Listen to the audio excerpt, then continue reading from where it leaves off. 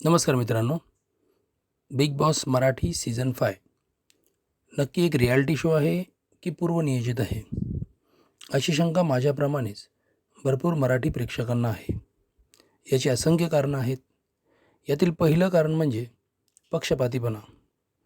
निक्की आणि अरबाज यासारख्या सदस्यांबरोबर big boss team पक्षपातीपणा करत आहे का, असा प्रश्न बहुसंख्य प्रेक्षकांच्या मनात निर्माण होत असेल. कारण आर्याला कित्येक वेळा ढकलणाऱ्या योगिता, अंकिता यांची केस ओढणाऱ्या, तसेच वर्षाताई आणि पंढरीनाथ कांबळे यांचा सदैव अपमान करणाऱ्या निक्कीसारख्या सदस्याला मवाळा शिक्षा दिली जाते. याउलट आर्यासारख्या सदस्याला जहाल शिक्षा देत घराबाहेर केले जाते. दुसरे महत्त्वाचे कारण आहे टास्क.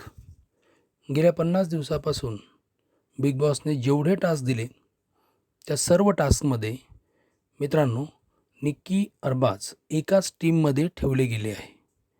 हे जर आपण पाहिले असेल तर ते आपल्याला प्राकर्षाने जाणवले असेल. टीम एमध्ये नेहमी मजबूत आणि चपळ सदस्य ठेवणे, तर टीम बीला कमकुवत ठेवणे हा योगायोग असू शकतो का? त्यामुळे बहुसंख्य टास्क निक्की आणि अरबाज यांनीच जिंकले आहेत. मित्रांनो, दिवसातील 24 तासांपैकी फक्त 1 तास आपल्याला दाखवला जातो. त्यामध्ये बहुतांश वेळा जे बिग बॉसला हवे तेच दाखवले जाते व ठराविक सदस्यांनाच प्रमोट केले जाते, असे स्पष्टपणे दिसत नाही का?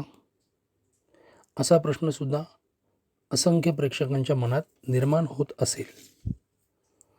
मित्रांनो, 20 तारखेला रात्री 9 वाजताचा वोटिंग ट्रेंड पहा. निक्की, अरबाज यांना सर्वात कमी वोट्स दिसत आहेत. आता रविवारी बघूया, खरंच वोटिंगप्रमाणे सदस्यांना बाहेर काढले जाते की बिग बॉसच्या मर्जीप्रमाणे, हे आपल्याला रविवारी समजेलच.